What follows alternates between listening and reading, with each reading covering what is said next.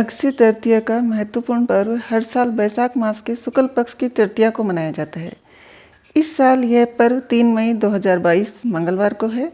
इस दिन भगवान विष्णु और माता लक्ष्मी की विधि विधान से पूजा की जाती है। इस दिन गुड्डा गुड़िया का ब्याह रचाने की भी परंपरा है। दरअसल इस दिन शादी विवाह समेत विभिन्न शुभ काम करने के लिए अबूझ मुहूर्त होता है, यानी कि बिना मुहूर्त निकाले इस दिन कोई भी शुभ काम किया जा सकता है। इस बार की अक्षय तृतीया कई मायनों में बेहद खास है। इस साल के अक्षय तृतीया पर 3 खास योग बन रहे हैं। पहला तो इस बार अक्षय तृतीया रोहिणी नक्षत्र और शोभन योग के बीच मनाया जाएगा, जो कि बेहद शुभ होता है। इसके अलावा इस दिन मंगल रोहिणी योग भी बन रहा है। इस दिन सुखों के प्रदाता शुक्र अपनी उच्च राशि मीन में रहकर मालवीय राजयोग का निर्माण करेंगे। वहीं गुरु मीन राशि में होने से हंस राजयोग बन रहा है। शनि अपनी स्वय राशि कुंभ में होने से सस नामक राजयोग बन रहा है। अक्षय तृतीया पर ग्रहों की ऐसी स्थितियां बहुत शुभ मानी जा रही हैं। ऐसे अबूझ मुहूर्त में आप किसी भी समय मांगलिक कार्य कर सकते हैं। सोना, चांदी, घर, जमीन, दुकान, वाहन या प्रॉपर्टी की खरीदारी कर सकते हैं। पूजा के लिए शुभ मुहूर्त सुबह 5:39 से दोपहर 12:18 तक है। सोना चांदी खरीदने के लिए शुभ मुहूर्त सुबह 5:39 से अगले दिन सुबह 5:38 तक है। खरीदारी करने के साथ साथ दान करने के लिए भी अक्षय तृतीया को बहुत खास माना गया है। इस दिन दान अवश्य करना चाहिए। अक्षय तृतीया के दिन कुछ खास चीज़ों के दान को बहुत शुभ माना गया है। शास्त्रों के अनुसार अक्षय तृतीया के दिन जल दान करना बहुत शुभ होता है। इस दिन जल से भरे घड़े दान करें, प्याऊ लगवाएं। ऐसा करने से सारे तीर्थ करने जितना पुण्य मिलता है। इसके अलावा अक्षय तृतीया के दिन पौधारोपण करना, पशु पक्षियों के लिए दाना पानी की व्यवस्था करना आदि बहुत शुभ होता है। अक्षय तृतीया के दिन सत्तू, दही, चावल, मिट्टी का घड़ा, जौ, गेहूँ एवं फल का दान अपने श्रद्धा के अनुसार अवश्य करना चाहिए।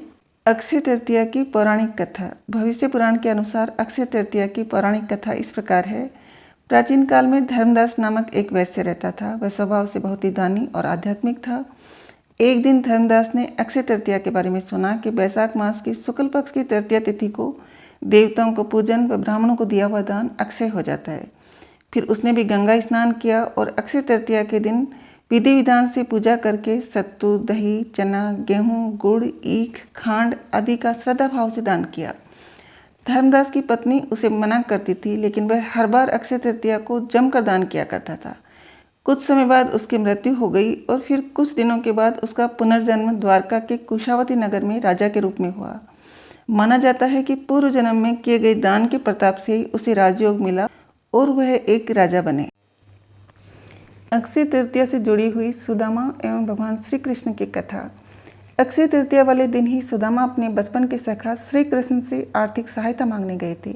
वह उनके लिए एक पोटली में थोड़े से भुने चावल लेकर गए थे, जिसे भगवान ने बेहद चाव से खाया था। लेकिन सुदामा हिचक की वजह से कृष्ण जी से अपने लिए मदद नहीं मांग पाए। वह बिना कुछ मांगे ही उनसे विदा लेकर अपने घर लौट गए थे। लेकिन वापस पहुंचने पर सुदामा ने देखा कि उनके टूटे फूटे झोंपड़े के स्थान पर एक भव्य महल खड़ा था और उनकी गरीब पत्नी और बच्चे बहुत अच्छे वस्त्रों में थे। यह देखकर सुदामा समझ गए यह सब श्री कृष्ण की कृपा से हुआ है। यही वजह है कि अक्षय तृतीया पर आज भी साफ मन से दान और पूजा का महत्व गिना जाता है। साथ ही इसे धन संपत्ति के लाभ से भी जोड़ा जाता है। अक्षय तृतीया की कथा इस प्रकार है। एक ब्राह्मणी थी जो बहुत गरीब निर्धन थी। भिक्षा मांगकर जीवन यापन करती थी। एक समय ऐसा आया कि 5 दिन तक उसे भिक्षा नहीं मिली। वह प्रतिदिन पानी पीकर भगवान का नाम लेकर सो जाती थी। 6वें दिन उसे भिक्षा में 2 मुट्ठी चना मिले। कुटिया पर पहुँचते पहुँचते रात हो गई। ब्राह्मणी ने सोचा अब ये चने रात में नहीं खाऊंगी, प्रातःकाल वासुदेव को भोग लगाकर तब खाऊंगी। यह सोचकर ब्राह्मणी ने चनों को कपड़े में बांधकर रख दिया और वासुदेव का नाम जपते जपते सो गई। ब्राह्मणी के सोने के बाद कुछ चोर चोरी करने के लिए उसकी कुटिया में आ गई। इधर उधर बहुत ढूंढा चोरों को। वह चनों की बंधी पोटली मिल गई। चोरों ने समझा इसमें सोने के मोती हैं। इतने में ब्राह्मणी जग गई और शोर मचाने लगी। गांव के सारे लोग चोरों को पकड़ने के लिए दौड़े। चोर व पोटली लेकर भागे। पकड़े जाने के डर से सारे चोर सांदीपनी मुनि के आश्रम में छिप गए। सांदीपनी मुनि के आश्रम में भगवान श्री कृष्ण और सुदामा शिक्षा ग्रहण कर रहे थे। गुरु माता को लगा कि कोई आश्रम के अंदर आया है। गुरु माता देखने के लिए आगे बढ़ी। चोर डर गए और आश्रम से भागे। भागते समय चोरों से वह पोटली वहीं छूट गई। इधर भूख से व्याकुल ब्राह्मणी ने जब जाना कि उसकी चने की पोटली चोर उठाकर ले गए तो ब्राह्मणी ने श्राप दे दिया, मुझ दीनहीन ऐसा है कि जो भी चने खाएगा वह दरिद्र हो जाएगा। उधर प्रातःकाल गुरु माता आश्रम में झाड़ू लगाने लगी। झाड़ू लगाते समय गुरु माता को वही चने की पोटली मिली। गुरु माता ने खोल कर देखी तो उसमें चने थी। कान्हा और सुदामा जंगल में लकड़ी लेने जा रहे थे। गुरु माता ने चने की पोटली सुदामा जी को दे दी और कहा, बेटा जब वन में भूख लगे तो दोनों लोग ये चने खा लेना। सुदामा जन्मजात ब्रह्मज्ञानी थे। उन्हें ज्ञात हो गया कि ये शापित चने हैं, इन्हें कान्हा को किसी भी सूरत में नहीं खाने देना है। सुदामा ने सोचा कि चने अगर त्रिभुवनपति श्री कृष्ण को खिला दिए तो सारी सृष्टि दरिद्र हो जाएगी। ये चने स्वयं खा जाऊंगा, लेकिन कृष्ण को नहीं खाने दूंगा। चने खाकर दरिद्रता का श्राप सुदामा जी ने स्वयं ले लिया, लेकिन अपने मित्र श्री कृष्ण को एक दाना भी चना नहीं दिया। सांप की वजह से फिर कालांतर में सुदामा गरीब ब्राह्मण रहे। अपने बच्चों का पेट भर सके इतने पैसे भी सुदामा के पास नहीं थे। सुदामा की पत्नी ने कहा, हम भले ही भूखे रहे लेकिन बच्चों का पेट तो भरना ही चाहिए ना।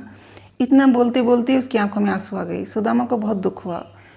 उन्होंने कहा, क्या कर सकते हैं, किसी के पास मांगने थोड़ी ही जा सकते हैं। पत्नी ने सुदामा से कहा, आप कई बार कृष्ण की बातें करते हो, आपकी उनके साथ बहुत मित्रता है, ऐसा कहते हो। वे तो द्वारका के राजा हैं, वहाँ क्यों नहीं जाते? जाइए ना, वहाँ कुछ भी मांगना नहीं पड़ेगा। सुदामा को पत्नी की बात सही लगी। सुदामा ने द्वारका जाने का तय किया। पत्नी से कहा, ठीक है, मैं कृष्ण के पास जाऊँगा, लेकिन उसके बच्चों के लिए क्या लेकर जाऊँ? सुदामा की पत्नी पड़ोस में से भुने चावल यानी पोहे ले आई। उसे फटे हुए कपड़े में बांधकर उसकी पोटली बनाई। सुदामा उस पोटली को लेकर द्वारका जाने के लिए निकल पड़ी। द्वारका देखकर सुदामा तो दंग रह गए। पूरी नगरी सोने की थी, लोग बहुत सुखी थे। सुदामा पूछते पूछते कृष्ण के महल तक पहुँचे। दरबान ने साधु जैसे लगने वाले सुदामा से पूछा, ओ भाई, यहाँ क्या काम है? सुदामा ने जवाब दिया, मुझे कृष्ण से मिलना है, वह मेरा मित्र है। अंदर जाकर कहिए कि सुदामा आपसे मिलने आए हैं। दरबान को सुदामा के वस्त्र देखकर हंसी आई। उसने जाकर कृष्ण को बताया। सुदामा का नाम सुनते ही कृष्ण खड़े हो गए और सुदामा से मिलने दौड़े। सभी आश्चर्य से देख रहे थे, कहाँ राजा और कहाँ ये साधु। कृष्ण सुदामा को महल में ले गए। सांदीपनी ऋषि के गुरुकुल के दिनों की यादें ताजा की। सुदामा कृष्ण की समृद्धि देखकर शर्मा गए। सुदामा पोहे की पोटली छुपाने लगे, लेकिन कृष्ण ने खींच ली। कृष्ण ने उसमें से पोहे निकाले और खाते हुए बोले, ऐसा अमृत जैसा स्वाद मुझे और किसी भी चीज़ में नहीं मिला। बाद में दोनों खाना खाने बैठे। सोने की थाली में अच्छा भोजन परोसा गया। सुदामा का दिल भर आया। उन्हें याद आया कि घर पर बच्चों को पूरा पेट भर खाना भी नहीं मिलता है। सुदामा वहाँ 2 दिन तक रहे। वे कृष्ण के पास कुछ मांग नहीं सके। तीसरे दिन वापस घर जाने के लिए निकले। कृष्ण सुदामा के गले लगे, थोड़ी दूर तक छोड़ने गए। घर जाते हुए सुदामा को विचार आया, घर पर पत्नी पूछेगी कि क्या लाई तो क्या जवाब दूंगा। सुदामा घर पहुंचे, वहां उन्हें झोंपड़ी नजर ही नहीं आई। इतने में एक सुंदर से घर से उनकी पत्नी बाहर आई। उसने सुंदर कपड़े पहने थे। पत्नी ने सुदामा से कहा, देखा कृष्ण का प्रताप, हमारी गरीबी चली गई। कृष्ण ने हमारे सारे दुख दूर कर दिए। सुदामा को कृष्ण का प्रेम याद आया। उनकी आंखों से खुशी के आंसू आ गए। वह दिन अक्षय तृतीया का था। तब से प्रति अक्षय तृतीया पर श्री कृष्ण सुदामा की यह कथा सुनाई जाती है। कृष्ण और सुदामा का प्रेम यानी सच्चा मित्र प्रेम। सच्चे प्रेम में ऊंचा या नीचा नहीं होता, न ही अमीरी गरीबी देखी जाती। इसलिए आज इतने युगों के बाद भी दुनिया कृष्ण और सुदामा की दोस्ती को सच्चे मित्र और प्रेम के प्रतीक के रूप में याद करती है।